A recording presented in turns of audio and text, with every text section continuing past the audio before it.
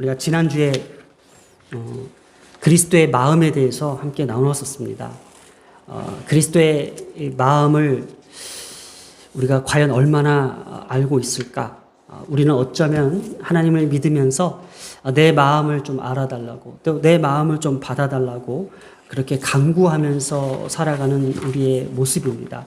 그러나 하나님께서는 어떤 우리의 소원과 우리의 바람에 개의치 아니하시고 당신이 이루실 그 거룩한 나라를 위해서, 하나님의 나라를 위해서 우리에게 그 어떠한 시련과 고난과 그 모든 것들을 감수하게끔 하시지 않았나? 왜냐? 다윗이 자신의 아들인 압살롬이 반역을 일으켜서 그 전쟁을 치를 수밖에 없는 그 다윗의 마음, 그 마음을 통해서 군대 장관들을 전쟁으로 보내면서 나를 위하여 나의 아들 압살롬에게 너그러이 대우하라라고 했던 그 명령이 있었습니다.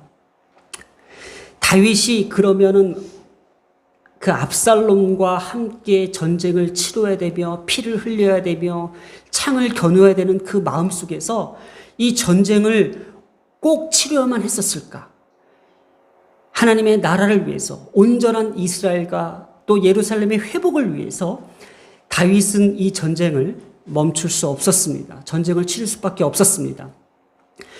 예수님께서 십자가에 못 박힐 수밖에 없었으며 예수님께서 십자가에 못 박히시면서 아버지 저들을 사하여 주옵소서 자기들이 하는 것을 알지 못합니다 하면서 예수 그리스도를 십자가에 못 박을 수밖에 없었던 그 하나님의 마음, 그 그리스도의 마음은 무엇일까? 바로 죄인들로 하여금 하나님의 나라로, 또 하나님의 백성들로 하여금 하나님의 거룩한 나라를 이루시고자 하는 하나님의 그 온전한 뜻을 예수 그리스도는 알고 계셨다라는 것. 그 그리스도의 마음을 우리 신자들은, 또 예수를 믿는 모든 자들은 이 마음을 얼마나 헤아릴 수 있을까라고 해서 본문은 다윗에게 그러한 마음을 주었듯이 다시금 그리스도의 마음을 돌이키게 하였습니다.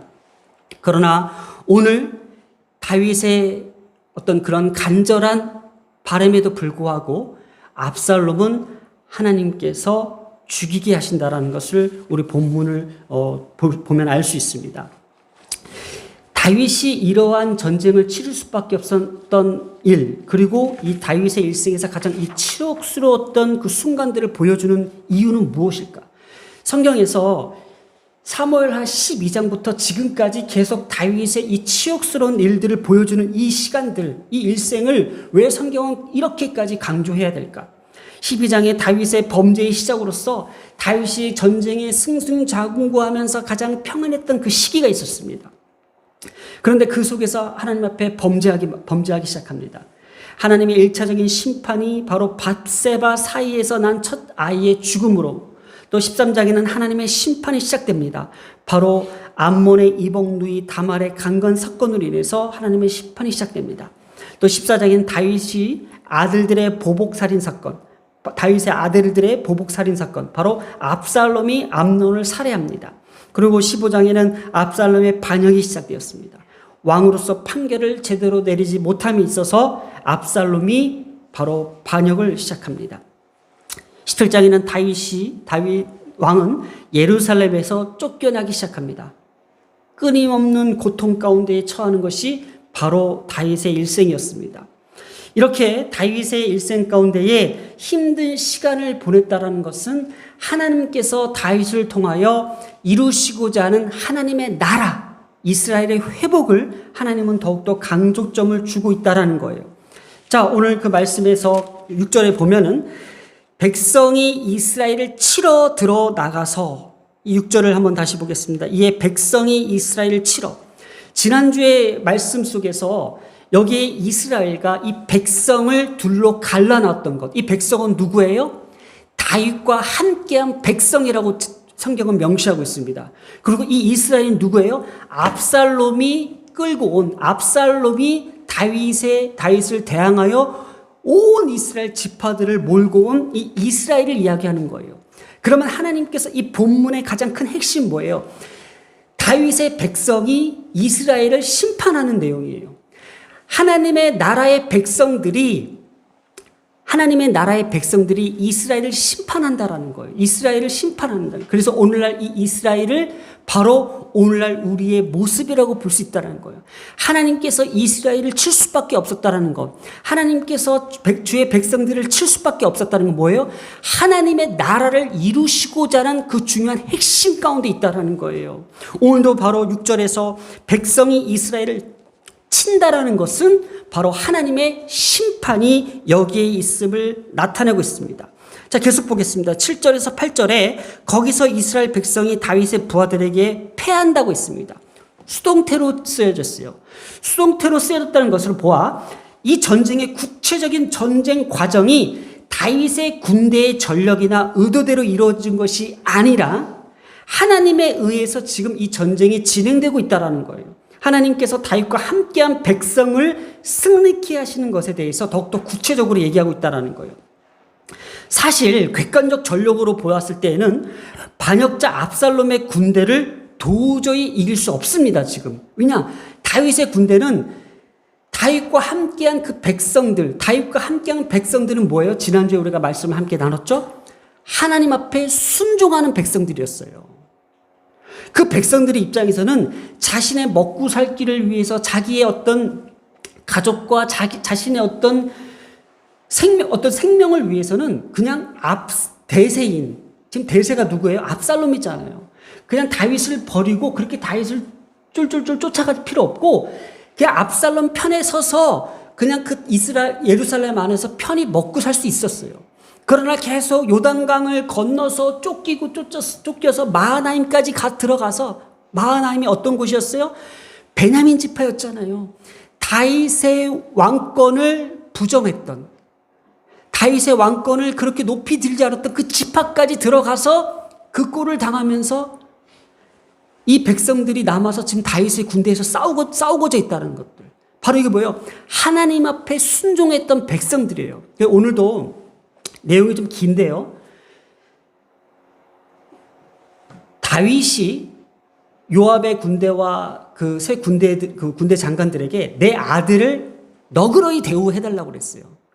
그 명령 앞에서 그 압살롬이 숲풀에 지나가서 숲풀 상수리 나무, 그 나무 가지에 목이 걸립니다. 그때 요압 군대가 그 부하 직원들의 그 다윗의 백성들에게 당장 찔러 죽이라고 얘기를 합니다. 그러나 이 백성들은 감히 왕의 말씀을 거역할 수 없다고 이야기합니다. 그게 본문의 12절인데 12절에 그 사람이 요압에게 대답하되 내가 내 손에 은 1000개를 받는다 할지라도 나는 왕의 아들을 손을 대지 않겠나이다. 하나님께서 기름 부으신 왕을 손을 댈 수 없다라는 게 어떤 맥락이죠? 우리가 다윗이 사울을 죽일 수 있는 기회가 있을 때에 다윗이 이런 고백을 했었어요.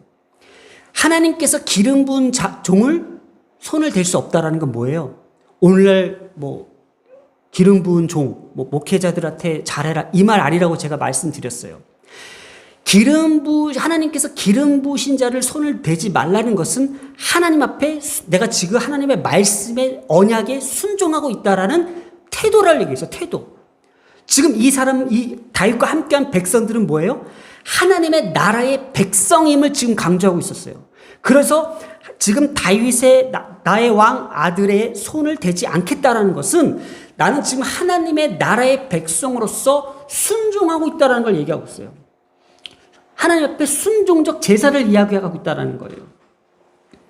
바로 지금 이 전쟁은 누구의 전쟁이에요? 하나님의 전쟁이요. 하나님의 나라를 위한 것이고 지금 하나님의 나라의 백성의 그 태도를 보여주고 있다는 것에 대해서 우리가 집중하고 있어야 된다는 거예요. 그때 13절을 잠깐 보겠습니다. 이때 아무도 왕 앞에서는 숨길 수 없습니다. 이게 무슨 말이에요? 지금 왕의 말씀을 거역하고 내가 지금 압살롬을 죽일 수 없다라는 건 뭐예요? 아무 일도 왕 앞에서 숨길 수 없다는 것은 하나님의 나라에 대한 진리를 이야기하고 있어요. 하나님의 나라의 자녀로서 살아가는 그 핵심. 바로 하나님 앞에 내가 돈과 물질과 세상의 권력과 타협하지 않는다라는 하나님의 나라의 백성. 그리고 하나님의 나라는 어떤 나라예요? 아무도 하나님 앞에 숨길 수 없는 그런 나라라는 것을, 그 진리를 선포하고 있어요. 그러면 오늘 지난주에 하나님의 마음, 그리스도의 마음에 대해서 얘기했어요. 그게 뭐예요? 하나님의 나라에 대한 완성을 뜻하는 거였어요. 오늘도 그 본문이 그대로 우리에게 전해주고 있는 그 본문이 뭐냐면 바로 8절에 있습니다. 7절 8절에 한번 보겠어요. 7절 8절에 다윗의 부하에게 패한다고 그랬죠. 그날 그곳이 어떤 곳이에요? 수풀이에요. 수풀. 자 보세요. 그곳에 전사자가 많아 2만 명에 이르렀고, 바로 하나님의 전쟁 가운데에 어디요? 수풀, 그곳에서 전쟁을 치렀는데 전사자가 누구요? 압살롬의 군대의 전사자가 죽은 숫자가 2만 명이 이른 거예요. 그러면 다윗의 군대의 어떤 전력으로 말미암아 그 압살롬의 군대를 이긴 게 아니라 하나님께서 그곳, 어느 곳이요? 수풀이 가득한 곳. 8절에 보세요. 그 땅에 사면으로 퍼져 싸웠으므로 그날에 수풀에서 죽은 자가 칼에 죽은 자보다 많았다는 건 뭐예요? 그 수풀이라는 어떤 자연적 환경을 지금 뜻하고 있어요. 자연적 환경. 이 자연적 환경은 바로 하나님께서 하나님의 나라의 통치를 의미하는 거예요. 초자연적인 역사, 하나님께서 함께 하시는 이 전쟁의 특징 중 하나가 군사적인 힘과 능력과 무기가 아니라 초자연적인 힘에 의해서 역사하는 이 가운데서 바로 이 전쟁에서 하나님께서 이루셨다는 거예요. 오늘 한번 그 핵심 단어들의 의미를 하나하나 좀 살펴볼 건데, 자, 보겠습니다. 그곳, 수풀에 대해서 한번 보겠습니다. 지금 핵심 단어가 수풀이 나와요. 그곳. 수풀은 하나님의 나라의 통치를 이야기하고 있어요. 하나님의 나라의 통치, 바로 7절과 8절 핵심 말씀입니다. 그곳, 샴을 계속 사용하고 있어요. 이게 샴, 그곳을 지금 주목하고 있어요. 바로 이 전쟁이 바로 수풀에서 진행되었는데 이것이 자연이나 초자연적인 힘으로 역사했다는 거예요. 그래서 지금 출애굽기 14장 26절 30절에도요. 출애굽하던 이스라엘을 뒤쫓던 애굽왕 바로의 군대가 만난 홍해, 이것도 바로 자연적 현상이었어요. 그리고 여호수아 10장 11절에도요. 가나안 땅에서 여호수아에게 대적하던 아모리 군대는 우박덩이에 맞아 죽습니다. 이것도 하나님의 초자연적 역사였습니다. 그리고 열왕기하 19장 35절에도 아수르 군대는요, 여호와의 사자의 초자연적인 힘에 의하여 18만 5천 명이 죽습니다. 이렇게 하나님께서 자신의 어떤 자연적 힘을 통하여 역사하신 것, 바로 이것을 오늘 하나님께서 통치하시는 신정 왕국에 대해서 강조하시기 위하여 이 샴이라는 단어를 계속 사용함으로써 강조하고 있어요. 바로 뭐예요? 하나님께서 통치하시는 나라, 하나님께서 다스리시는 나라, 하나님께서 주장하시고 있는 이 왕국을 지금 성경은 계속 우리에게 가르쳐 주면서 그와 반대되는 압살롬이 이루고자 하는 나라는 어때요? 자기 이름을 위하여. 18절의 후반부 보면은 압살롬이 살아실 때에 자기 이름을 위하여 비석을 마련하여 세웠으니 이는 그가 자기 이름을 전할 아들이 내게 없다 하고 말했음이었더라. 그러므로 자기 이름을 기념하여 그 비석에 이름을 붙였으며 그 비석이 왕의 골짜기에 있고 이제까지 그것을 압살롬의 기념비라 일컬었더라. 바로 자기 이름을 세우고 자기 이름을 위하여 세운 이것이 뭐예요? 세상 나라라는 거예요. 세상의 나라. 압살롬의 기념비를 세웠던 이 세상 나라의 이름, 그 명예를 지금 강조하고 있어요.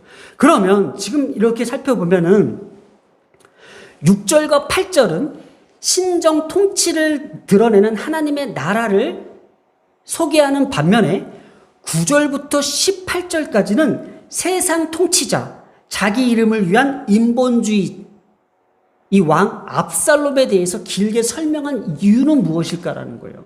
지금 그것을 지금 쭉 성경에서 이야기하는 것이 한번 보면, 자, 9절에서 압살롬이 다윗의 부하들과 이제 마주쳤어요. 자, 수풀에서 하나님께서 초자연적 힘으로 이스라엘 군대들을 완전히 전멸시켰어요. 그러니 이 압살롬은 노새를 타고 도망가고 있었습니다.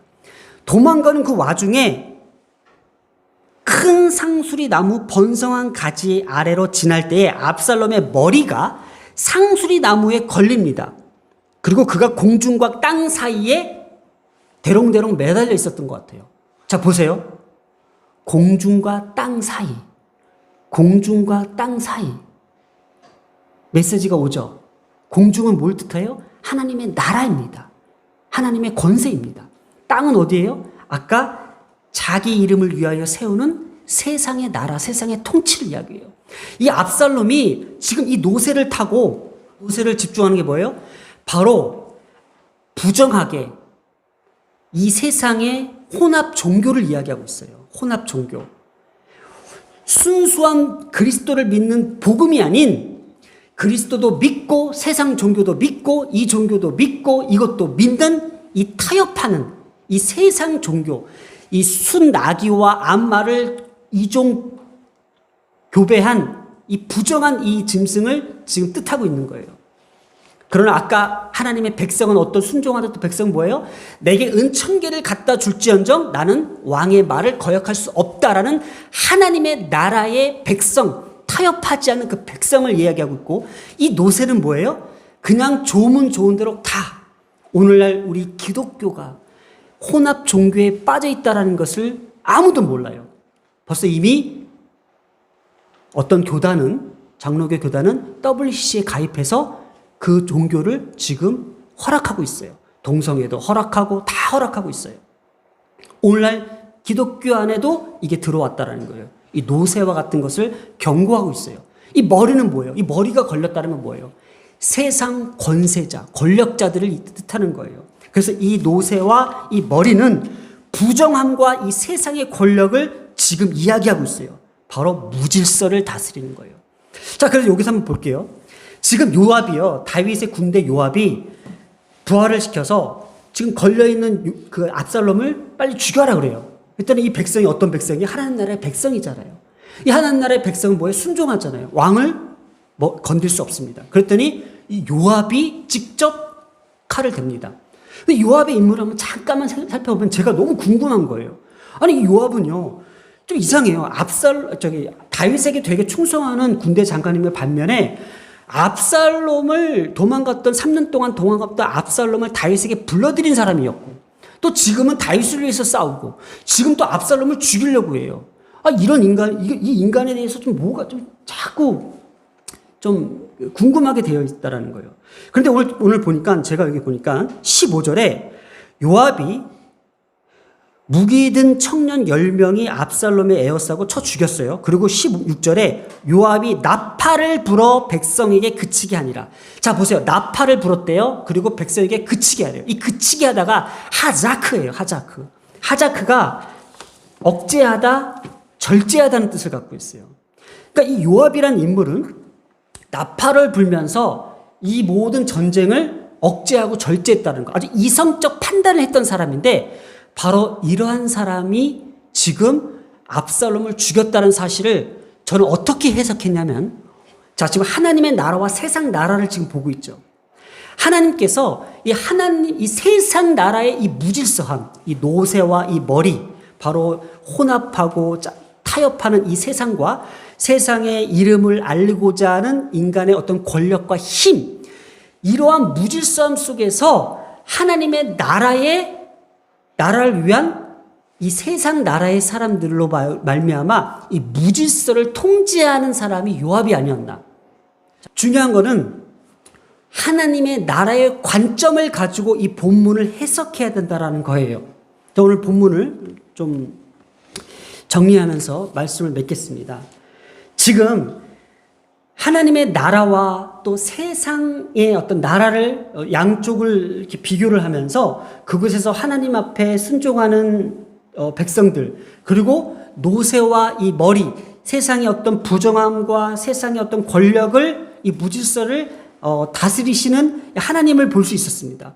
자, 우리의 어떤 명예나 그 이름으로 살아가는 이 세상에서 지금 하나님께서 우리에게 주문하고 메시지를 던지십니다. 그리스도의 이름으로 살라라는 것. 오늘의 메시지입니다. 자기 이름을 위하여 세상을 살아가지만 그래도 우리는 그리스도의 이름으로 하나님의 나라를 바라보아야 된다는 겁니다. 성경은 말씀하고 있습니다. 마태복음 6장 33절에 너희는 먼저 그의 나라와 그의 의를 구하라. 압살롬이 자기 이름을 위하여 기념비를 세우며 자신의 어떤 명분과 자신의 어떤 명예를 드높였지 모르지만은 오늘날 세상의 나라, 세상도 자기 이름을 위하여, 자기 이름, 이 이름이란 단어가 3번 등장했습니다. 18절에만. 자기 이름을 위하여 세상을 살아가는 우리들이지만 그래도 우리는 그리스도의 이름으로 하나님의 나라를 바라봅니다. 기도하겠습니다. 너희는 먼저 그의 나라와 그의 의를 구하라. 하나님의 나라를 바라보게 하심을 너무나도 감사드리며 하나님의 나라를 살아가기 위해서 그리스도의 이름으로 영광을 올려드리고 그리스도의 이름을 빛나게 하는 거룩한 복음주의자가 될 수 있도록 주님 도와주시옵소서. 하나님, 오늘도 주의 말씀 앞에 엎드리게 하시고 또 주의 말씀 앞에 귀가 열리게 하시며 눈을 뜨게 하신 주님께 감사드리며 우리 하나님 앞에 물어서 받은 말씀 이 시간 받들어 올렸습니다. 예수님의 이름으로 기도드렸습니다. 아멘.